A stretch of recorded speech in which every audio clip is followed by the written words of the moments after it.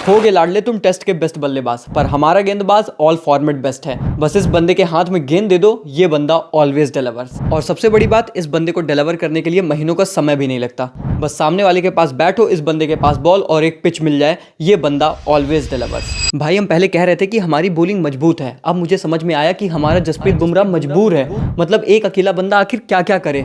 3 wicket चटकाई हमने England की और तीनों विकेट ली है जसप्रीत बुमराह ने। और अगर वो बंदा गेंदबाजी के साथ फील्डिंग भी कर पाता तो कम से कम 5 विकेट होती। सही कहते हैं सब, we only believe in Jassi भाई, क्योंकि ऐसा लग रहा है कि बाकी सारे गेंदबाज लंदन गए हैं सिर्फ विराट भाई से मिलने। मतलब डे 1 पर हमारी बल्लेबाजी एक्सपोज हुई थी तो हमें बहुत अच्छा लगा था कि भाई हमारे बल्लेबाज भी इतना अच्छा कर सकते हैं, लेकिन डे 2 पर जब हमारी बॉलिंग एक्सपोज हुई हम आपसे बेटर उम्मीद किए थे। और फील्डिंग पर तो भाई मैं कुछ कहना ही नहीं चाहता, बस जीजी भाई से एग्री करूंगा। सालों रोहित कोहली होते ना तो जितनी कैच छोड़े हो तुम्हारी जी तोड़ देते। भाई हमने डे 1 पर ऑलरेडी इतना अच्छा कर दिया था कि शायद हार की इक्वेशन को तो बाहर कर दिया। डे 2 पर अगर उसे कंटिन्यू करते तो जीत की इक्वेशन की तरफ आगे बढ़ते, नहीं तो ड्रॉ 100% होता और एक हाईलाइट बन जाती।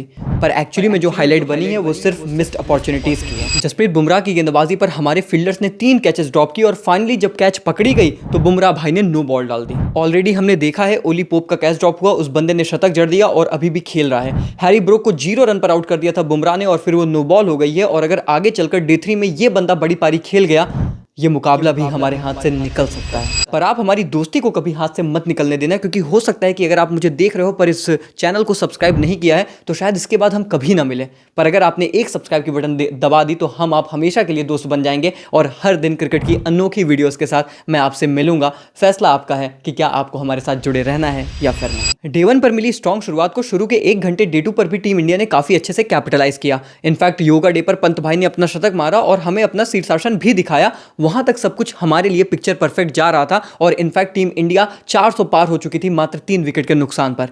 लेकिन 430 पर शुभमन गिल आउट होते हैं और वो चौथा विकेट गिरने के बाद भी हम ये उम्मीद कर रहे थे कि टीम आराम से 500, 550, इनफैक्ट 600 रन तक देख रही होगी।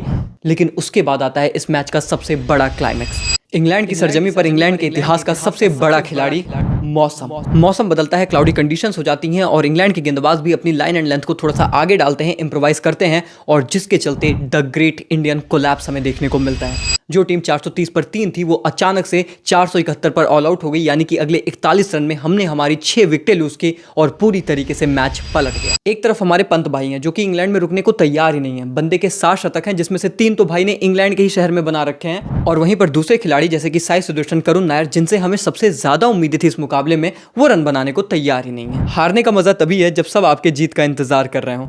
सच में भाई हम बहुत ज्यादा उम्मीद कर रहे थे कि साई सुदर्शन और करुण नायर बेहतर परफॉर्म करेंगे। क्रिकेट ने एक बार फिर से करुण भाई को चांस दिया है तो वो तो जरूर चलेंगे, पर भाई जहां पर सब चले हैं ये बंदे डिसअपॉइंट किए। पर चलो यहां तक भी ठीक था। हमने सोचा एक दिन खराब हो गया है, बंदे बाउंस बैक करेंगे और 471 रन वैसे भी कोई कम रन नहीं है। लेकिन उसके बाद जो हमने गेंदबाजी और फील्डिंग एफर्ट्स देखे, सच बता रहा हूं भाई मेरा तो मन कच्चा हो गया। एकदम साफ हो गया है भाई, इंडिया के बॉलिंग का तंबू जसप्रीत भाई के बंबू पर खड़ा है। उसके अलावा तो अब किसी से कोई उम्मीद नहीं बची, क्योंकि इतनी अच्छी कंडीशंस जहां पर गेंदबाजों के लिए अच्छी मदद भी थी और थोड़ी क्लाउडी कंडीशंस भी शुरुआत में थी जब इंग्लैंड के बल्लेबाज बल्लेबाजी करने आए, और जिसका फायदा जसप्रीत बुमराह ने बखूबी उठाया। स्विंग और सीम मूवमेंट उनको सब कुछ मिला और उन्होंने विकेट चटकाई भी। लेकिन वहीं पर हमारे दूसरे गेंदबाजों ने बहुत ही ज्यादा डिसअपॉइंट किया। और ये सिर्फ कोई इस मुकाबले के आंकड़े नहीं थे, मैं पिछले 1 साल के आंकड़े देख रहा था और मैंने देखा कि भैया जसप्रीत बुमराह का बहुत बड़ा इंपैक्ट रहा है भारत की विकेट टेकिंग एबिलिटीज में।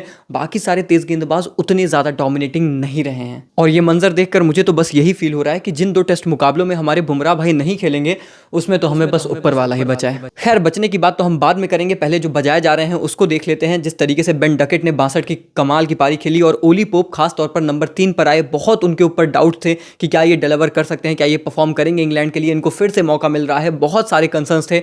नंबर 3 पर आकर बंदे ने की नाबाद पारी खेली है और जिस तरीके से खेल रहे हैं अगर आगे कंटिन्यू करते हैं डे 3 पर, ये भारत के लिए डेफिनेटली संकट के बादल है। और फिर उस पर हमारी जो गेंदबाजी, फील्डिंग एफर्ट्स और इनफैक्ट कप्तानी है, हालांकि कप्तानी को मैं ब्लेम इसलिए नहीं कर रहा क्योंकि शुभमन गिल ने जस्ट अभी शुरू किया है, अभी मैं उनको कंप्लीटली बैक करूंगा, मैं नहीं कंप्लेन करने वाला भाई एक दिन देखकर।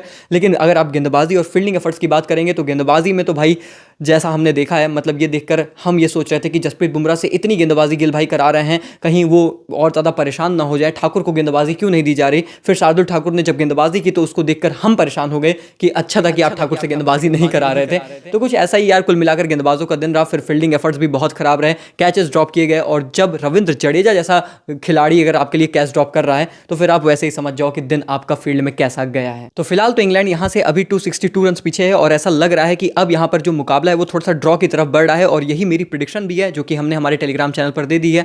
मुझे ये लगता है ये मुकाबला ड्रॉ होगा, हालांकि मैं चाहता तो हूँ टीम इंडिया जीते, और अगर ऐसा करना है हमें तो डे 3 पर कुछ कमाल करना पड़ेगा। थोड़ी सी ओवरकास्ट कंडीशंस हैं तो उसकी वजह से मुझे और लग रहा है कि ड्रॉ होगा, क्योंकि अगर बारिश होती है, ज़्यादा मैचेस नहीं होते हैं, तो वो भी एक रीज़न है। पर मुझे लगता है कि वो एडवांटेज भी है टीम इंडिया के गेंदबाजों के लिए, अगर हम अपनी लाइन लेंथ इंप्रूव करते हैं और बुमराह का साथी भी कोई बन जाता है। वो जब टोपी निकाल कर ऐसे जा रहे थे ना ऐसे करके, तो वो कितनी हार्ट ब्रोकिंग सीन थी। वो बता रहा था कि यार कोई बंदा साथ ही नहीं दे रहा खिलाड़ी का। तो अगर कोई यहाँ पर साथ दे जाए और अच्छी परफॉर्मेंस निकल आए तो ओवरकास्ट कंडीशंस में हम इंग्लैंड के बल्लेबाजों को उसी तरीके का कोलैप्स करा पाएँ जैसा हमारा हुआ था, तो डेफिनेटली यहाँ से मैच पलट सकता है। नहीं तो अगर डे 3 को निकाल लिया इंग्लैंड के बल्लेबाजों ने आराम से खेल खेल के, तो ये मुकाबला मुझे तो ड्रॉ की तरफ ही जाता नजर आएगा। खैर, जिस तरीके से दोनों टीमें खेल रही हैं, टू हॉट टू कंक्लूड कि भाई क्या मैच का रिजल्ट होगा। आपको क्या लगता है दोस्तों कि मैच किस तरफ जा रहा है? आप मुझे कमेंट्स में बताओ। वीडियो पसंद आई तो लाइक मारो, चैनल को कर दो सब्सक्राइब। मिलते हैं तब तक के लिए, take care, goodbye, thank you so much.